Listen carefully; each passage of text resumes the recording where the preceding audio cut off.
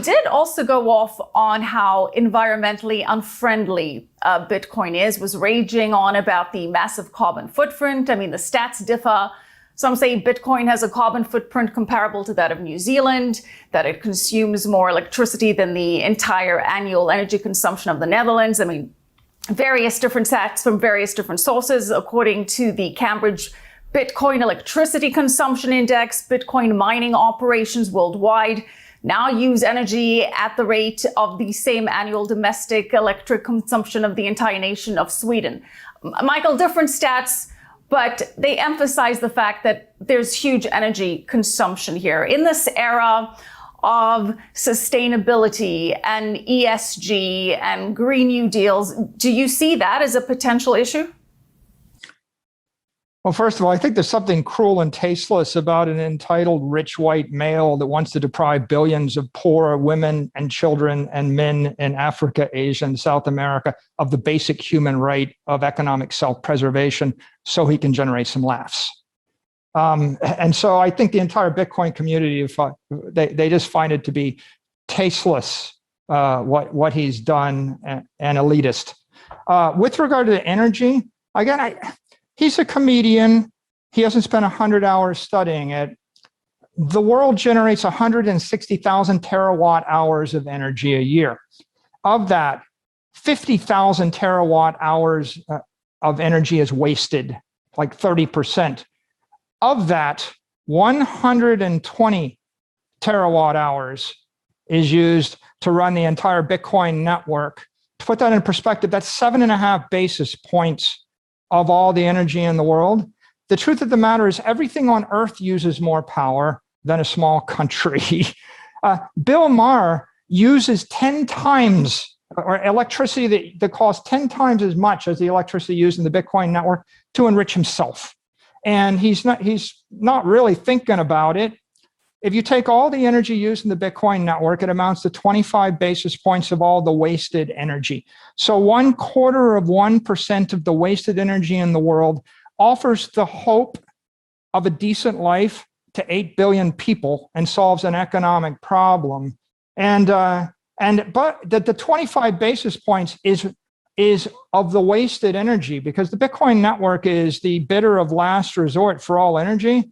So if you eliminated Bitcoin from the world and you robbed the billions of people of a decent chance at a decent life, then you wouldn't stop any waste. You're still going to waste 50,000 terawatt hours of energy. So he's focused upon a nothing. If you actually study the Bitcoin network, you'll find that there's about $1 trillion of assets under management. It's secured by about $2 billion worth of energy a year. Call it 20 basis points. 20 basis points of the energy in the network is the cost to secure it. Now, that energy probably costs about 2 cents a kilowatt hour.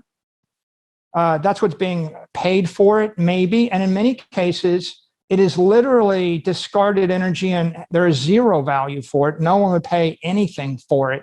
So its marginal value of the human race is literally zero. Whereas the marginal cost of consumer energy and industrial energy is 9 to 11 or 11 to 13 cents a kilowatt hour. When people are watching Bill Maher on their iPads and their iPhones, they're paying at least 13 cents a kilowatt hour. Plus, they pumped it into their lithium-ion batteries on their devices, which probably jacked up the cost by a factor of 10. He's got no problem with them getting laughs, right? Wealthy people getting laughs on expensive energy. Meanwhile, people that are destitute in the rest of the world have a chance at a decent life using marginal cast-off energy, and anybody would deny them that. I can only say, giving him the benefit of a doubt, he's a comedian, and he's playing this for laughs, and his job is to act like a fool. And if you take economic, political, or technical advice from a fool, what does that make you? All right, well, let's, point taken, but let's separate like the Bill Maher aspect, even though I did use him to get into the conversation. And the conversation is this idea that there is this narrative that it's an environmental threat. Is that something that you see derailing the rise of Bitcoin in any way, shape, or form? I don't think so, because I mean, as I pointed out, right, there are 50,000 terawatt hours of wasted energy, and this is literally 25 basis points of that. It's a nothing. If you're concerned about the environment, you're going to focus in on the dirty energy sources, and there's 100x or 1,000x bigger target in a lot of other areas. If you look at the energy consumption of the Bitcoin network, one of the characteristics of the proof of work network is that you only mine Bitcoin in a jurisdiction where the energy is cast off, stranded, or recycled, therefore marginally non-valuable. And you also only mine it in a place where you're politically welcome. So no one's going to set up a coal power plant in the middle of Central Park, Manhattan, and mine Bitcoin because it wouldn't be politically welcome. In fact, in any country where they were to decide that the Bitcoin miners are not welcome because they use energy, the miners are just going to move to a different country. And one of the powerful characteristics of the Bitcoin network is the fact that it is constantly decentralizing to the most politically supportive jurisdiction. It's also decentralizing to the place where energy is the least expensive, probably the cleanest renewable energy, but certainly the least expensive energy anywhere in the world. And the other thing that happens is, the miners are constantly securing the network because they're upgrading the technology all the time.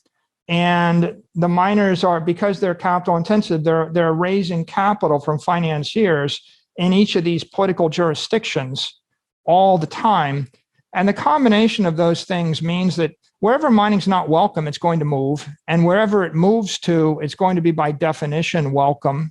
And it's going to be very harmonious with the energy grid.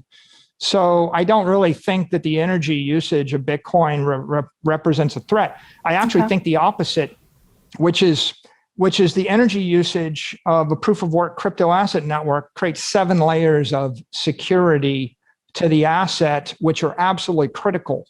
The first layer of security is they co-opt all of the energy producers worldwide to support the network, because you can sell energy at about 45 to 50 cents a kilowatt hour to the network. It's the highest value use of energy in the world, and anybody can plug into it. So that's very powerful.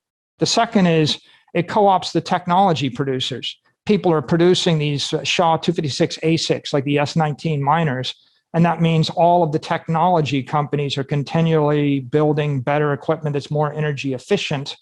The third is it co-ops politicians like the governor of Texas. There's no way the governor of Texas would be supporting Bitcoin except for the fact that Bitcoin mines in Texas are creating jobs and bringing tax revenues to Texas, and they're providing massive revenues to Texas energy producers. The fourth is it co-ops Wall Street, because Wall Street's financing all of these Bitcoin miners in a big way. And you're talking about hundreds and hundreds of multi-billion-dollar entities that are financing them. The fifth is it makes the security temporal. It takes 24 to 48 months to actually create a material Bitcoin mining operation. So if you wanted to attack the network, you've got to do it over the course of 36 months without 250 million people figuring out that you're going to do it. And then it also decentralizes it spatially, because you can't locate all of the Bitcoin mining in the world in one spot, because you can't get enough energy in the one spot. And so you've got a natural spatial decentralization. After you finish with those 6 things, the 7th layer of security is the mining network. You end up with hundreds of miners that have invested billions, if not tens of billions of dollars in creating these security data centers or security nodes, which we call Bitcoin mines. And they've got so much vested interest in running the network. They've all got the support of their local politicians, their local governments. They're going to defend the network.